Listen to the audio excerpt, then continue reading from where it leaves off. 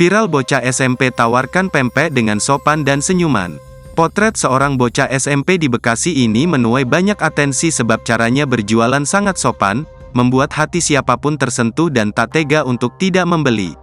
Ialah Hafiz, yang potretnya tak sengaja terekam akun TikTok @meriskidio saat tengah makan di rumah makan. Lagi bikin video tiba-tiba ada anak kecil nyamperin, katanya mengawali video. Di video, nampak Hafiz datang dan menawarkan pempek dagangannya dengan sangat sopan. Ia menjelaskan secara detail pempek buatan sang ibu sambil terus tersenyum. "Bersikaplah baik, karena setiap orang yang kamu temui sedang berjuang dalam pertempuran yang lebih sulit," pesan si pemilik akun.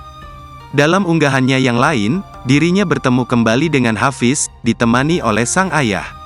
Lewat obrolan itu, diketahui jika Hafiz dulunya juga sempat berjualan nasi rames dan nasi goreng. Di sekolah, Hafiz juga berjualan aneka jajanan.